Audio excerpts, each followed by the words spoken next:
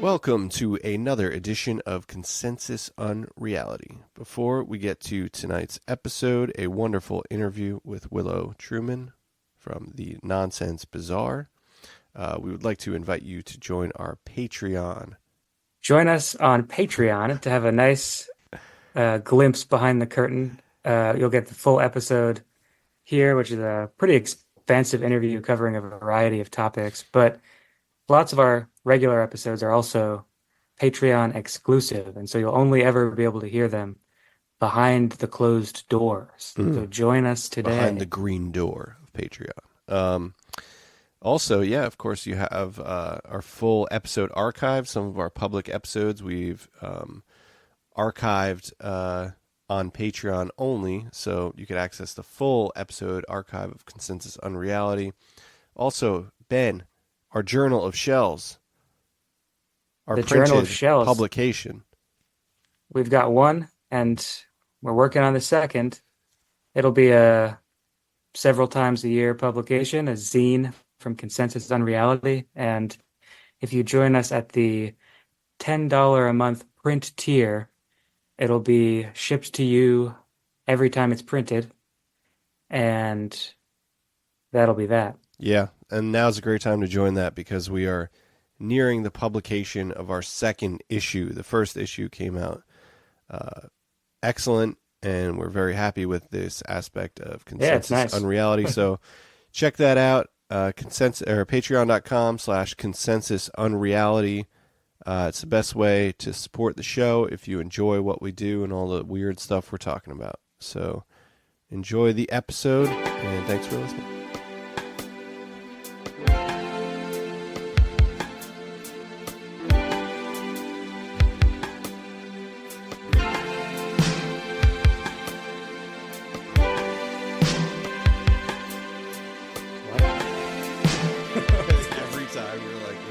What episode?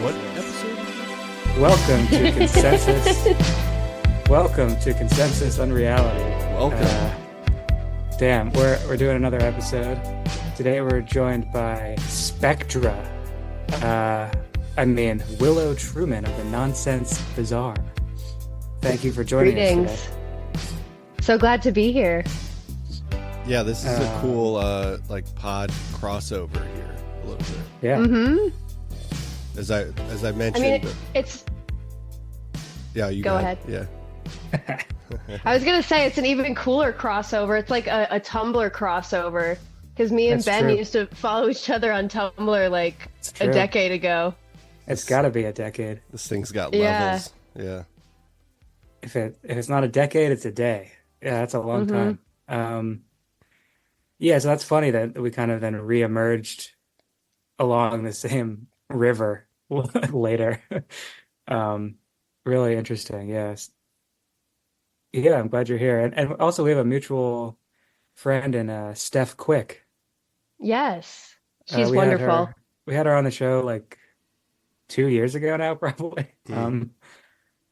Yeah, she's a really wonderful person. I So think it was yeah, maybe more. we'll have her It's on. like 4 years. It's like right. It was kind of in 2020, maybe. Jesus Christ, yeah. Yeah. Times fly, Yeah. as they say. So I figure we can kind of talk about what gathered us all here on this path of I don't know, what would you call this? It's not really the paranormal, it's more inclusive than that. Just like this The strange, I fringe. guess. Yeah. The fringe. I like that. Yeah, the fringe. What set you on this path, if that's not too broad a question? Like there was no other option for me, you know? There's like I've always been very willfully strange, like to an annoying degree. Not in a contrarian way, but just by virtue of the fact that I can't be any other way.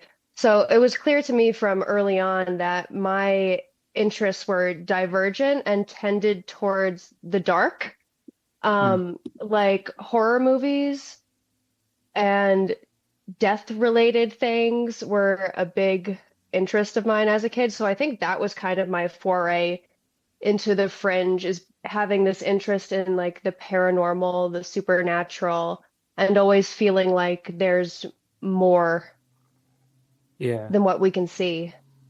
Into the Fringe. What is that? That's the title of a Carla Turner book. Do you know Carla Turner? Oh, I sure do. Yeah, Carla. Damn, that's funny. Yeah, that makes sense. I feel similarly. It's kind of like a inborn inbred Yes. proclivity. It kind of just comes like that's naturally where I'm drawn. And then of course there's like the synchronicities that sort of pull you along that path anyway, sort of if not against your will, then like in cooperation with your will. Oh, yeah. And what about you, Dave? Yeah. Um, I guess it's kind of like, it feels like a spirituality kind of exploration, lifelong, obviously, but I don't know. It sounds stupid, but it's like the world is phenomena, so these kind of like fringe topics, just kind of arise. And like right now I'm kind of going through this, probably the heaviest grieving period of my life, and my brain is kind of feels shrunk a little bit. But previous to this, like there was all of these, synchronous things kind of arriving and stuff. And it's kind of how just we contextualize life events, and, I guess just make sense of the world. I just wouldn't know any other way. And I'm sure that's kind of the same for you both. Oh, Yeah. yeah. Definitely. My mom requested today that we watch Grey Gardens together because she had never seen it. And I was like, ooh, a bit close to home because I'm here taking care of her. And like, it was just, there were so many parallels within the movie and our life. But of course, like, I had the perspective of, okay, well, we're not washed out aristocrats living in a giant filthy house covered in cat food. I'm not 56 and still have like never flown the nest. But it was funny and it was cool to watch it with her and like laugh at it and be like, "Oh, we're kind of like this." Hmm. But not at all, too. Let's not let ourselves become like that because I could very much sense myself in the character of little Edie being like, I need to live my life. I need to get out of this house, But also, um, this is what I'm here to do because 2 years after Grey Gardens was filmed, Big Edie passed away, and that's when little Edie got to live her life and was the person that she always dreamed of being. Hmm. So yeah, it's just funny how she asked to watch that with me. And then it led to this almost cathartic moment of laughter and humility. Huh. Yeah. Yeah, I've never seen that. yeah, you never seen Grey Gardens? No, Yeah, it's pretty great one. I'm bad with movies. Yeah, I definitely have had similar things going on, in a similar situation as you, also taking care of my mother recently, and helping out with that. And I think you kind of start to inspect things with like a closer lens when everything is getting flared by, um, the imminent and things like that. Yeah, suddenly everything's kind of more life and death, you know? Like the little things start to also get magnified, but also fall away.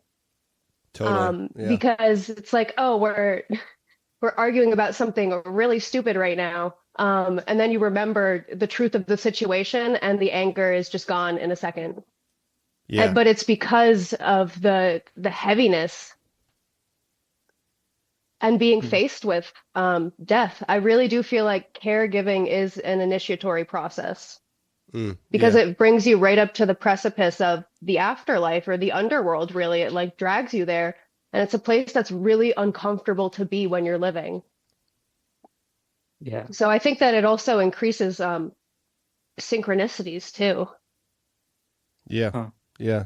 Yeah. That makes a lot of sense. I think also, I've been thinking a lot about how fiction plays a part in this, and things like movies and stuff. And I start to question if like the superimposition of things like synchronicity and seeking out patterns in the world is kind of like at times a coping narrative that we overlay to kind of like make sense of things that, I don't know, at times might not have connected meaning or is just hard to deal with. Right. And that's kind of like that's a little bit of a skeptic, I guess, way of looking at it. But I think you have to kind of be a little bit suspect of things that are guiding you, or narratives that feel leading in your life sometimes, right? Totally. You can't let yourself be led by a narrative that's not your own or that you don't want to be in. For example, I don't want to be like little Edie, you know? Yeah, do you think knowing the narrative though is like sort of a ward against it though? I mean, it's almost like the way like a talisman depicting a certain thing Yeah, can be like the I evil eye, do. right? I do. Seeing my situation depicted on screen to an extreme degree, um, and like seeing little Edie throwing her tantrums and like her helplessness about her situation. And her mom's like, you had a choice, right? Like you didn't you didn't have to spend the last 25 years giving up your life to take care of me. You didn't have to do that. And yet she's just losing her mind. And I'm like, wow, I don't want that to be me. Mm. Hmm. And Yeah. So by seeing that and seeing my worst behaviors like depicted in this cartoonish way, it is therapeutic because it almost is like a release valve so that when I start to do that, I imagine myself as little Edie with the little towel wrapped around my head, just like in the dirty room with a can of cat food in my hand. And I'm like, ooh, don't be that. Cool it down. Yeah. Huh. So yeah, I do Yeah, think it can yeah. be an antidote. Mm. Yeah, I've certainly it's almost like an embarrassing like pulled on the same like neural string as like I don't know, seeing someone do something and then feeling like, oh well, I'd kind of do that, but I didn't like it when I saw that. Like so it's like it has this embarrassment tone to it. And I think Hmm. maybe there's something to like embarrassment having like this magical quality to it or something I like this agree. Yeah. Um, talismanic Mm. thing. I saw a book the other day in a free book nook called "Is Shame a Good Thing?" And I did not take it home with me because I was like, I don't Yeah. need that right now. Right. But an interesting concept. It was mostly about how we can use the tool of public shaming as a transformative power, Uh, which we see a lot with like online mobs and culture wars, etc. yeah, But it seems more like a suicide machine, but I don't know yeah, if no, for real. And this book was arguing the benefit of that, and I did right. not take that book. But I do think that there is something to be said for, if you're canceled or your spot gets blown up or you're like embarrassed, you're gonna examine those behaviors probably and maybe not do them again Hmm. or do Yeah, them maybe. less. Yeah. There's like I don't know, shame. Shame versus the egregore. It's like an Uh, abstract duel. yeah, I think shame is interesting. Because It well, shame is. is Can there it's be so a healthy private. version of it? Conscience, I guess, Yeah. like I mean I think shame is I don't yeah, it's kind of a tricky thing because there's shame and there's it's kind of paired with like pity, which is also like these two kind of sides of this sword. And Hmm. I don't know. Yeah, it's these kind of like emotions that are yeah, there's value in them, but I think mostly if they're I mean, weaponized, I don't know. I think shame is most effective when you're ashamed of yourself, not when someone else Right. is trying to shame you, you know? Yeah. Yeah. Well, that's You like the can't the really way be that shamed our whole effectively. That's the whole like operations of our media now is just trying to shame the other side, and that's like why our Hmm. politics is just like this garbage theater at Yeah. this point. But it's all just like, these journalists who are part of this machine just having to go out there and be like, fuck, well, I guess I got to one up, so I'm just going to shame these people. But it doesn't really do Right. anything. There's just like a shame war going on. And it's not very productive. It kind of just tears things down instead of building anything up, which Yeah. isn't what's needed. Yeah. No. Yeah, I think shame is net bad, but I do think there's a I think there's a healthy amount yeah. of being ashamed of one's mistakes that is good for a person. Right. Or at least it's unhealthy to not have it, maybe. Yes. Yeah. Mm. It's easier to get to something that feels true by using like double negatives, I think sometimes. Um, yeah, shame. Speaking of shame, Oh, I'm ashamed of something I did when I let's hear it. slept walk for the first time the other night. That's right. Yeah, you said, yeah, what happened? Okay. Um, I went up to Vermont for the eclipse, and I was staying at my partner's aunt's house for the first time. We arrived late at night, so she was like, I'll give you the house tour tomorrow. And we just went to bed. And that night, I woke up not in the room that I went to bed in, um, but I woke up in the bed that his father was in. Hmm. So I, I slept walked and crawled into my partner's father's bed. While he was in it? Yeah. And Huh. he got out and retrieved my partner, who then came and woke me up and guided me back to the bed. And I barely remember any of this. But I was like, wow, that's scary. This idea, like, who was that person that did that? Huh. Yeah. It was me. It I was my wonder. body, but I didn't agree to that. Yeah. That's like, That's not like shame though. That's more like embarrassment. No offense, but yeah, like Yeah, yeah. Because it's not like you didn't do that consciously. right. I've had some huh. sleepwalking things too, but yeah, Oh, have you? yes, I have. But I would just be like, this is probably a long time ago, like after a heavy night of drinking, and I would just be like sleep peeing in a corner of a room, and so I'd be like, what Oh the no. fuck are you doing? Oh, I did that once. Yeah. Yeah. I've never done That's that. like, see, now that's like shame. There's a bit of shame there. Yeah. Yeah, that's shame. Yeah. Yeah, I Uh, squatted right on the ground Yeah. in the well, at middle least of that's a room. outside. Oh no, I that's guess not I thought okay. I was camping. I was camping the night before. Makes sense. Yeah. Yeah. Carries over. This is the most intimate episode of Consensus and Reality yet. Yeah. Um, Yeah. I thought we were going to talk about Uri Geller and stuff, but now we're talking about well, sleepwalk does peeing. he have anything? Oh, yeah. So I had this dream last night. Um, a nightmare. This really horrible two-dimensional like hag was like chasing me around, like uh, a naked, like very tall hag. Oh, Uh, wow. two-dimensional in that like it kind of looked like the face kind of looked like a flounder, and that like its whole face was visible, but it was all on one side. Hmm. And just as it was about to get me, I woke up and I couldn't move, and I heard a really loud knock on the wall, like outside the house. So, and then another knock, and I'm like on a third floor, so it's not like a reasonable place for there to be Yeah, knocking. no. Unless you're a really tall hag. Yeah, it could have been the hag, but and then so after like I don't know how long it took. I woke up into that like the knocks, and then also a sort of like I've had sleep paralysis maybe like twice in my life, maybe three times, very mildly, maybe five, you know. And it always you wake up into this like really unique sonic environment, at least I do, where it sounds kind of like in Twin Peaks: The Return when you go into the explosion and it's that Penderecki score Hmm.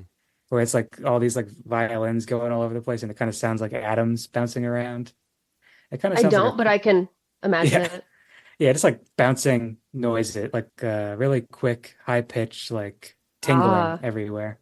yeah. And then so I was in that for like just a second, and then there was the knocks. And then I looked at this big alien portrait in the hallway outside my room, by Eugenia Macer Story. And so I looked at that. And I sometimes when I wake up, I look at that to convince myself there isn't someone standing in the hallway because that's there instead, which is Hmm. maybe it's creepy itself. But and so then I saw that, and that kind of woke me out of the paralysis, and I rolled over and went back to sleep.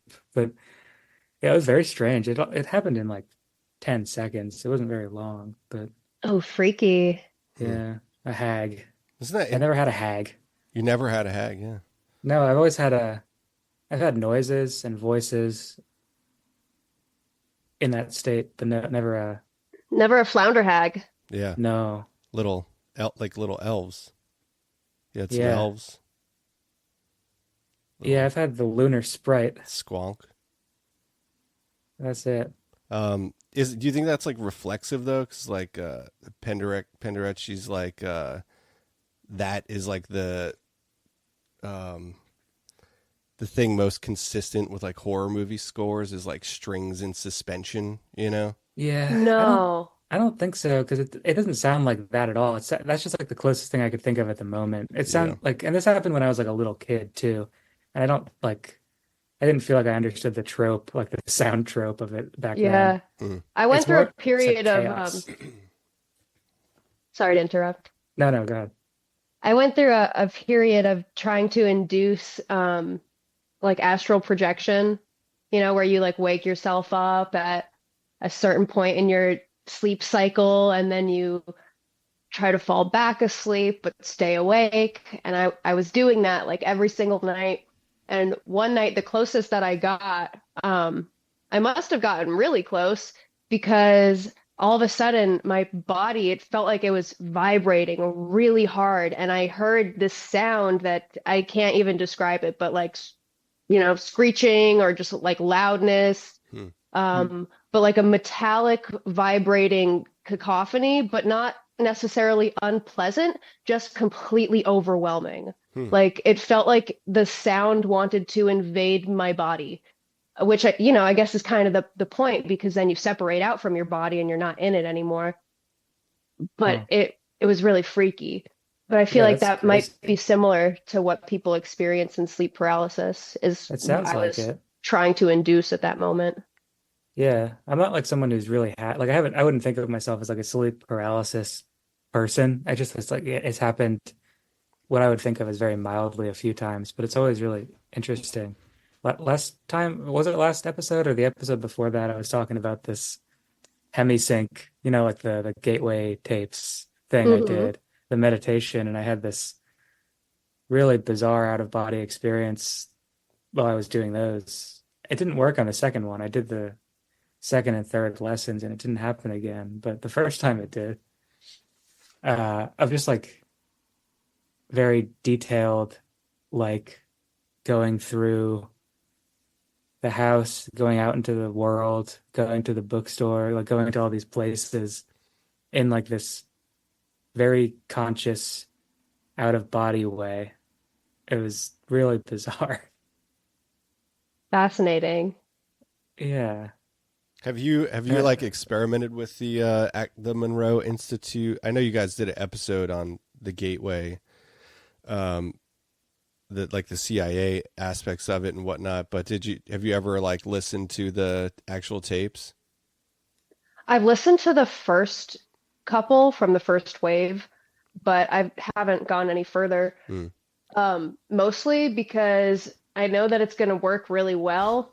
And I'm like, if I open up my mind too wide right now, I feel like my brain's going to fall out and I need to be a little bit grounded.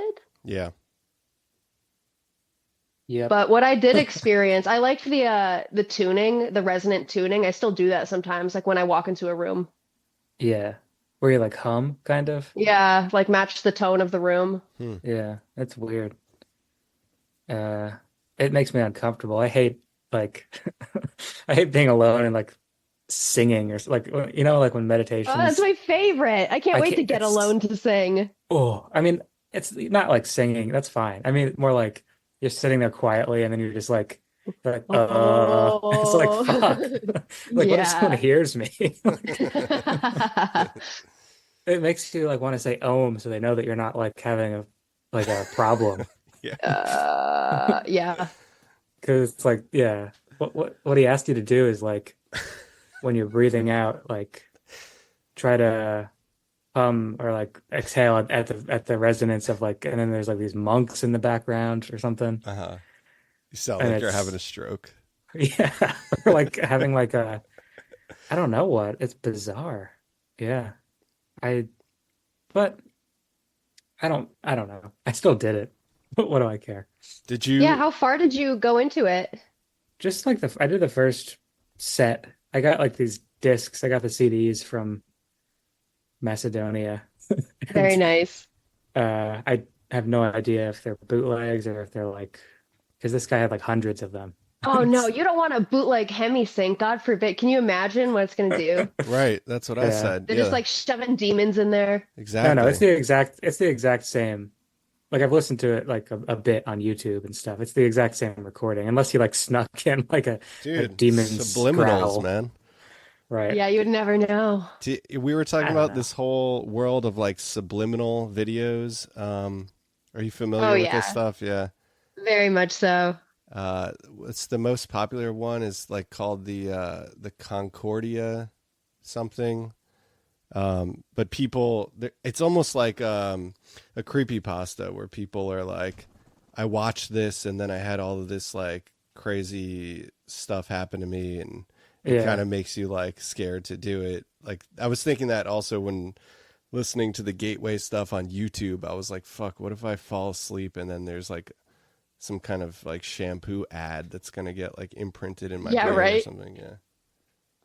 Deeply lodged in there. That's like how I had a brain that I was being trained to be an assassin spy, and my trigger phrase was the NPC girl going, ooh, balloon. And then like Oh yeah. my trigger was that the person's head would become a balloon, and then when I shot them, I would just watch the balloon pop so that my brain wouldn't store the memory of me shooting someone's head. It would just be a balloon pop. Dude, And Oh, that's I'm crazy. the, Yeah. the TikTok girl is the trigger phrase. And I was like, God damn, social media is weird. Yeah, you should Like, write yeah. that I into don't like a think. short story. That's an amazing anecdote. Yeah, it sounds like I don't know who. So I feel like that's like something that would happen in Philip K. Dick if he were alive today. Mm. Uh, God rest his whatever. Um, but Seriously, let yeah, that it's heart crazy. rest, man. Give Yeah. that heart a rest, man. What else is going on here? I have William T. Stead's Glue Sniffing and Out of Body Experiences, a self-published book by a Scottish gentleman who had a very chaotic teenage life and started sniffing glue and then started having these as you do. out-of-body experiences. Yeah, I guess that was the thing back then, glue. Mm. And Back sometimes these then. print-on-demand books are not bound so well, and this one like folds open to a certain page kind of, and that page is about how this pivotal moment in his life happened when he found a book by Franklin Merrill Wolfe called Pathways Through to Space, which is weirdly a book that we talked about on the Oh podcast yeah, I'm looking at it over there. like a year. So that was kind of weird that the book like falls open to that Oh yeah. um, Does biblio it stuff. have you sniffed any glue? No, I mean, I don't. Is glue like literally just glue, or is that like a code word for like a specific kind of glue? Oh, it's glue, man. So I mean, I've glue's sniffed Elmer's glue, sure. I've been yeah. doing. Nah, haven't you seen Gummo? You need the wood glue. There's too much like Oh, milk in Rubber regular glue. cement Yeah. is the best to smell. I mean, I have smelled rubber cement. That's I've good, used it. huh? Yeah, it smells See, like. this is probably why I can't smell it all now. I've like burned my nose on too many weird chemicals, just like getting a big whiff. Mm. Is it like whippets? Is that what's whippets? You're in the same Isn't that arena there. that's Yeah. like the thing that's in uh Whipped cream what stuff. And whipped cream. It's Yeah. what fuels the aerosol little thing. Nitrous. Yeah. Yeah. Yeah. Nitrous. That's what Aaron Huh. Carter died of. Really? Oh, are you serious? Yeah, he was doing whippets. I thought he died Dude. of a broken heart. Yeah. I mean, that's the real cause. Yeah. Which actually, this is a good lead into talking about Peter Pan. Oh yeah, you've been looking into Peter Pan. Yeah. I have a soft spot for child stars for whatever reason, specifically like tragic child stars that did not have a great trajectory. There's something about their stories that I Yeah. connect with. You watched that Nickelodeon thing? I did. That was sick. That was brutal. Yeah, that was gross. I didn't like that fifth episode they did. It felt weird.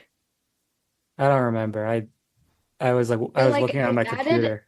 they added an addendum episode that was like, well, everybody liked the show so much, so we're gonna add an extra episode. Here's my Drake God. Bell's song about being diddled, and I'm like, oh, can we not? Oh, Drake. But they did. Oh, Drake. Yeah. Just Uh, No comment. Yeah. Except it's all too bad, and I shouldn't have watched that. It is. It is all too bad. It seems like it's not my business. I don't know why that kind of stuff gets put on TV, except I guess just because it was like in everybody's lives. So like to dispel this like sunny vision of what it takes to create those kinds of television shows, I guess. What is it apparently takes. yeah, human souls, So- I guess. My takeaway from what that show really accomplished is that it got the families of the people involved to have a conversation about the tough things that happened, and like sure. brought that mother and son together. They hadn't talked in a long time. They were like totally estranged. So Right. because the show happened, it got these families to finally connect again. But I don't think that you or I needed to see any of it. It kind of felt like they were Yeah. being exploited again by the fact that like this show happened. I was like, yeah, we don't need to see all the highlights of all the grossest Yeah. child exploitation. Thank you. Right. Yeah, it Yeah. did seem like a greatest hits. I didn't watch it because I knew Yeah, that already. it was. It, It I was, and it felt weird. it's kind For of that just like reason. all true crime, though, isn't it? Except these people mostly weren't dead, so it's even worse. Yeah. Um, But but the nature of being a child star is like you're kind of it fucks with your sense of identity, I feel like, because from a young age you're not really meant to be a kid, so it's like your childhood gets all skewed and then you're an adult, but you're you, but you're also valued because of these roles that you play. So, Amanda Bynes, she really lost it. She was saying shit like her father microchipped her and was controlling her. And, that's not true, but it's not. for all intents and purposes, metaphorically, it kind of is. Yeah. What do you think of the microchip stuff? Do you think that's real? Has it happened, do you No. think? Maybe in monkeys. But I mean, like, do you think like I could be being controlled right now? Oh yeah, but not by a microchip. Yeah. Oh. Yeah. More of like an elf beam or something. Elf bar. Smoking that elf bar, I've Yeah. never had one. Uh, is that like whatever happened to Jewel? So Jewel is Stop. done? Stop the tape. You can't. I can't allow this. Have you seen the film A Map to the Stars? I feel like it kind of preaches what you're talking about there in a very interesting way. It's a Cronenberg movie. No. Oh yeah. Yeah, actually. It has like the fitness instructor in it, Yeah. and Julianne Moore, I believe, is in it. Yes. Yeah. That's an awesome Redhead. movie. I think the Yeah. kid who's in it is like maybe related to an actual child actor. It seemed kind of like he was like it really hit home because I could sense that he was like modeled after child actors I'd watched on shows growing up and whatnot. But yeah, I felt like that was a very effective film in the kind of like traumatogenic state that having that done to your childhood could induce, and like Totally. the paranormal element as well. Right. So this is where the paranormal comes in for my story. I'm kind of always dipping in and out of stories of different child stars from different eras and whatever, just because, like I said, it's an interest of mine. Um, and then the next day, my mom wakes up from sleep and she's like, the weirdest thing happened last night. I woke up in the middle of the night and the name Bobby Driscoll was repeating in my head. And I remembered, oh my God, I smoked dope with Bobby Driscoll. Because, my mom was hanging out on the Lower East Side, Manhattan in the 60s and 70s, and she was like a wild child hippie. Um, so I'm like, wow, you smoked dope with Bobby Driscoll. That's the voice of Disney's Peter Pan. Mm. And concurrently with my child star research, I had also been diving deep into Peter Pan. And my mom didn't know that. I don't really talk to her about what I'm researching and looking into. So it was wild to me that she came to me to be like, yeah, I woke up in the middle of the night just hearing Bobby Driscoll, and it made me remember that, like, I did heroin with him, and he died in a pauper's grave that's unmarked, and like he was kind of disposed of by Disney because he grew up and got pimples and wasn't such a cute kid anymore, and then he never was able to transition his career back to a good place. That's wild. That's wild. Yeah. Yeah, what do you call that? Like, I mean, it's not, is it synchronicity or is it like a weird, like, pseudo telepathy, like a Yeah. unconscious telepathy almost? Yeah, it also almost felt like Bobby Driscoll from Beyond the Grave being like, Yeah. "Remember me. Mm. You're looking into Peter Pan. You care about child stars. Like, Yeah, what talk about me? me." Yeah. Yeah. A Certainly ghost. the Driscoll thought form was there. Yeah. Yeah. Huh. And Peter Pan is an interesting one because, like, what the fuck is his deal? Visiting children's bedrooms at night, lying to them, being like, "Hey, come along to Neverland." Like, okay, and then what? Just never come home? Because once they get there, they start losing their memories. Mm-hmm. Well, do you know what I actually don't, I feel like I should know what like the origin of Peter Pan is. I'm sure was it a children's book in like the As a 19th? play. Oh, a play. Yeah, it was actually a stage play. And it was done by this guy, J.M. Barrie, the Scottish playwright, Oh, yeah. who, um, what's the name of that family that was modeled? They're called the Darling family in Peter Pan, but their real name is something else, and I should know it because they're like an important family. The Bastard And family. yeah, and he kind of like he's this very short guy. He's strange. He liked to write under the title Anonymous, and a lot of his writings they had this horror slant on them, but were also comedic. Like there was one story he wrote called The Body in the Black Box, where he keeps seeing this guy in the window of this shop every day and like hates this guy. This guy creeps him out. Eventually it's revealed that it is indeed his own reflection or shadow. And at one point it kills him and then takes over his body. And it's revealed that it's his shadow that took over his body that's been writing the story the whole time. So That rocks. he had this inner darkness to him despite being like outwardly goofy, partially because he was really pissed that he was short and no girls liked him. Damn, even back then, I thought that was a new short thing. king. Yeah. Yeah. Yeah, even back then he would write like, "Oh, if only I was a foot taller, then all the ladies would want to talk to me." So what Wow. he would do is he would write plays inspired by actresses and women that he was infatuated with. Genius. That's funny too, Yeah. because that's It's like the Seinfeld thing. that's like a whole dark context to like the shadow game in Peter Pan, right? Yeah, how his shadow flies into Wendy's bedroom and she has to sew it back onto him. Ugh. Integrating Yeah. the shadow. You ever read that? I forget what it's called. It's a Ray Bradbury story about this guy who like decides that his skeleton is like trying to control his life. And so No. he's having this like war with his skeleton. And or, like, he like feels like his skeleton has its own agenda, basically. I feel like it might just be called like the skeleton or something like that. But God, that's creepy. yeah, he like hates his skeleton. He like hates that he has a skeleton.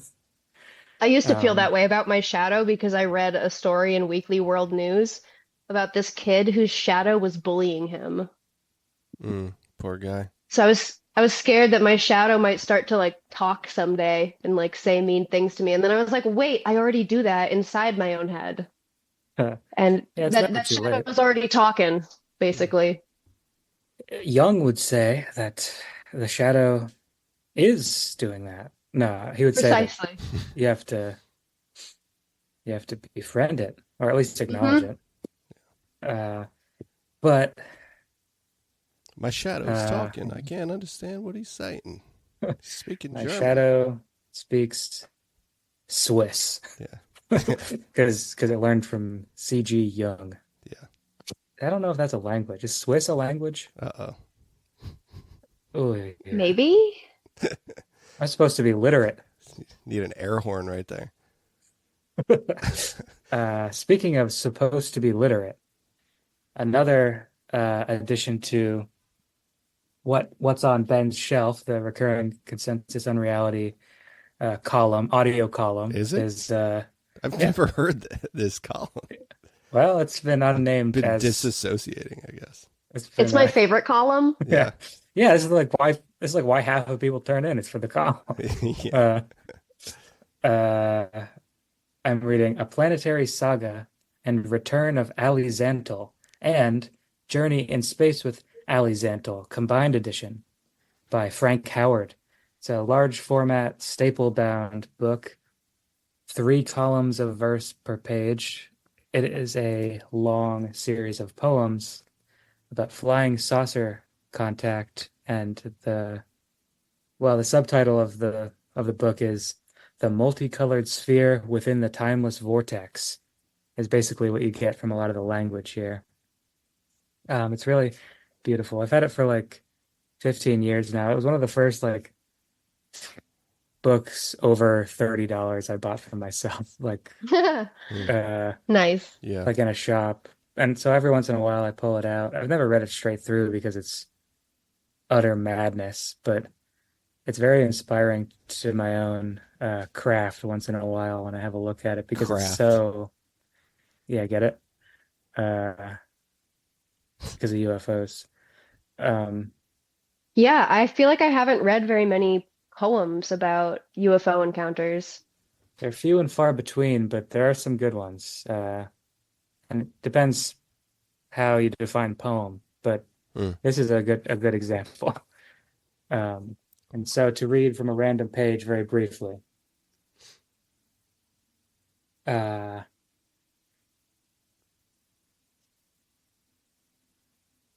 Okay. You're going to read it High aloud, above, right? yeah. It's like sitting here reading. High above the hills and valleys, high above the restless waters of the oceans of this planet, floated a majestic liner from a distant constellation of this great galactic system. For this portion of its journey on the vibrant cosmic highways was completed, as it rested bathed in energy and light rays from a million solar systems, held from straying from their orbits by the grand galactic vortex. There it rested in the heavens of this local solar system. And then this person, whoever owned this before, had highlighted these next 4 lines. With its load of special cargo for many lunar bases, hidden deep within the craters far below the lunar surface. And I'll end my recitation there. Oh, wonderful. Isn't it nice? I love this book. That's beautiful. Yeah. That's why like the flying saucer era is untouchable. You know, it's so pleasant. I know there's like Nazis in the background, you know, once you like shut the covers, but like that stuff, that's gold. Like what is like saucer related ephemero? Is it, there should be a name of it, like Sauciana. You know how like Sauceriana? on American Pickers they'll be like, this guy, he loves Saucebelia. He loves Petroliana, you know, like gas related shit, like saucer related. I could get into that, you know. I think it's Sauceriana maybe, but that's like maybe Saucerian, the publisher. Sauceriana. Yeah. Anyway, I liked that poem. Sounds like a skin. It's very lunar. Yeah, there's a lot of moon stuff in here. If I can find a PDF, have you ever seen? I'll send it around. Seen what? Nude on the Moon. No. I mean, there's not. It's very thin. plot wise. But it's one of those 60s like nudie pics that was directed by Doris Wishman, and it's about these two adventurers that go to the dark side of the moon and like find a colony of nudists. And That it's sounds all great. filmed at the Coral Castle in Florida. What? Oh my God, I gotta I watch want to this. Yeah. watch that. Yeah, that sounds great. Yeah, sounds like Naked I was Vampire. actually watching it earlier today. Oh, you gotta check that out. Yeah, that's like very up my alley in terms of movies. That's my speed What, right now. they're nude. No, just like that era of like low budget films. They can be nude if they want to be. Yeah. No skin off my nose. Was that like was that like a midnight movie or would it? Yeah. Yeah, right. Okay, gotcha. That's cool. Nice. I gotta check that out. Love that Coral Castle. I haven't been there, but I know. I'm like, wow, I want to go to the nudist party at Coral Castle definitely, yeah. where we're all pretending that we're on the moon. Like, yes. Some rough edges out That there, sounds though. fun. Yeah. It was a different time. It would not go down so smooth today. You don't think? Maybe it would. I don't know. And Neil deGrasse Tyson would be there, saying we were not really on the moon. That's probably what he thinks Right. goes on at like Coral Castle already. Yeah. Oh no, because of the iPhone's new writing down what you say feature. Now his name's going to be out there as related to consensus unreality. And so let's just say I believe in science. Right. Same. Psych. Psych. Ecology also. Yeah. Psychology. I was in Whitley Strieber land over the weekend. I was in Oh yeah, you were in Dreamland. I was in Dreamland. Where is he now? Where does he live now? I feel like I don't just know. saw that.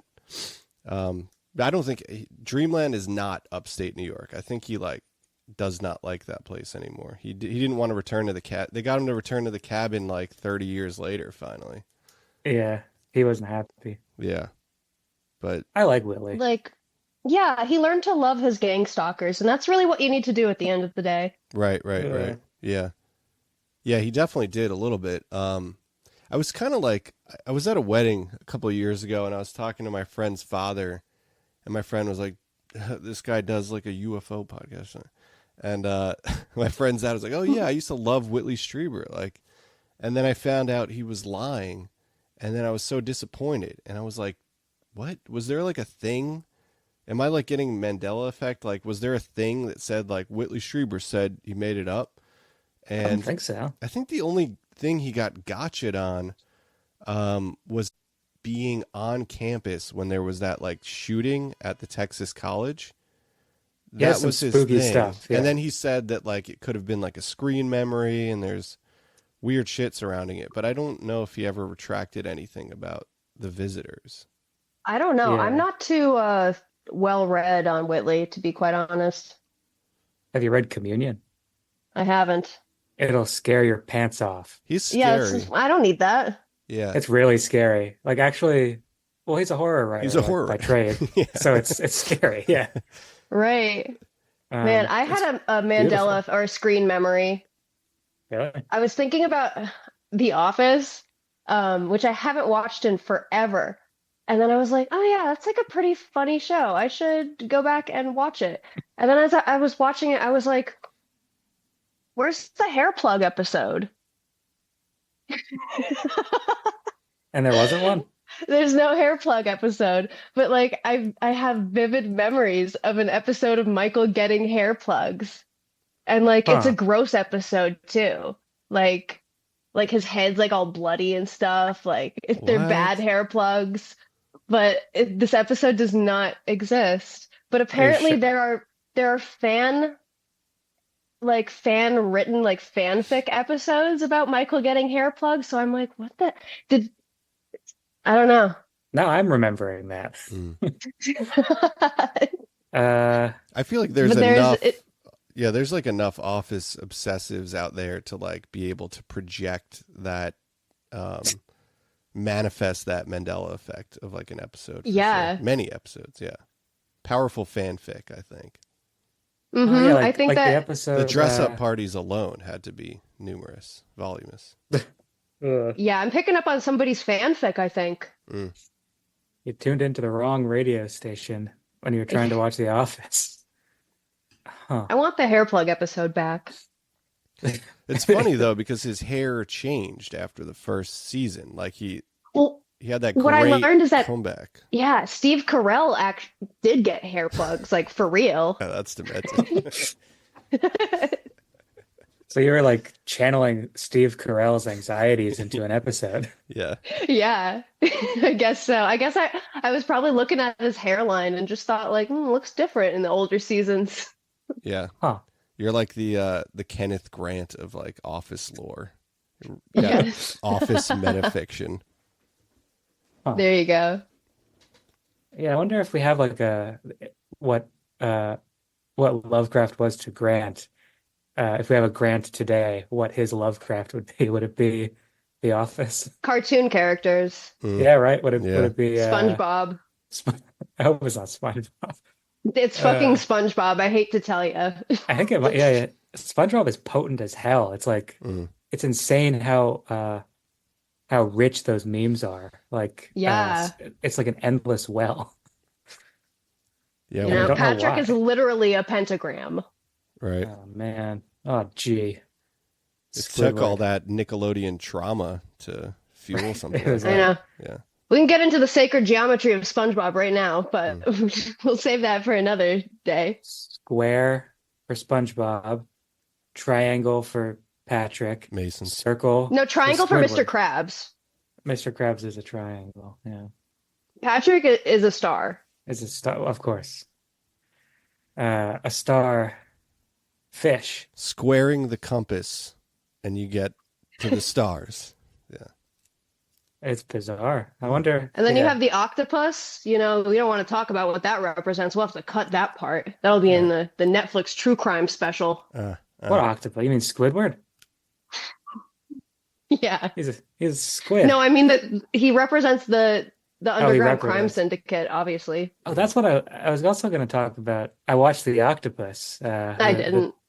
The docu, or the doco, as they call it in Europe, whereas I call it a doc.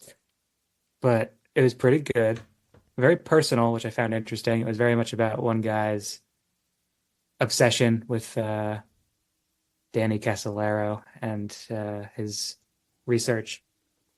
A weird thing happened to me where I had bought a vintage security guard manual for the company Wackenhut, a sort of notorious American private security firm that also had government contracts. And then the day it arrived, I was binging that whole show, and there was this whole thread in it about Wackenhut, the security firm, like being this major player in the octopus conspiracy. Dun dun. So that was odd. But luckily Wackenhut is defunct, and so they're not the ones fueling that coincidence. No, it's Squidward. Squidward and his flute, I clarinet. was going to say, I wonder what Albert Pike would think of the sacred geometry between SpongeBob, but then I realized that I could just like look that up on YouTube. You know, somebody has definitely applied morals and dogma to like SpongeBob for sure. I don't think they have yet. You don't think so? I don't know. On TikTok? On TikTok, maybe, but I wouldn't know. I'm not on there. I haven't been on TikTok yet. Not after that dream, anyway. No. Right. You had a dream about TikTok? Good. Yeah. Stay off. Yeah, the assassination one. Oh, right. She's a TikTok person. The yes woman. Yeah. No, that was from watching YouTube videos about NPC girls and everybody being like, "Oh, look at this stupid thing that's going on." I'm like, ugh. That was like 10 minutes of my day that I just watched that stupid YouTube video. Now I'm gonna have a scary dream tonight And so you did. Yep. about the stupid bullshit. Like that's why you don't put that stuff in your brain. Right. Do you have like a favorite subject or topic you guys did on Nonsense? Oh, it's hard to pick. I have fun with all sorts of stuff that we've covered. I really like just taking a person that people don't really think about or don't know about, like Jane Led or Greta Garbo, and giving them the spotlight. Hmm. What was the last episode you did where you thought you're like, oh my God, I've cracked something here. Oh boy.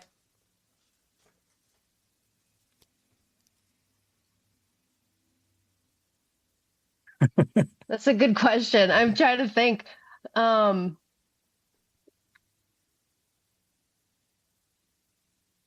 If I've ever felt like we cracked something on our show, I'm like, I think I just like cracked. Like I just fucking had a Yeah. nervous breakdown on microphone for like an hour. That's true.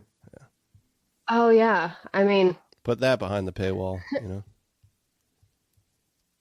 no, Yeah, seriously. we've done I'm trying to that. think of what was the episode that I did right before my. Yeah, it was Greta Garbo. That was the last one I did before. No, it was Project Blue Balls. Wow, that's such a silly episode to have done like right before having a nervous breakdown.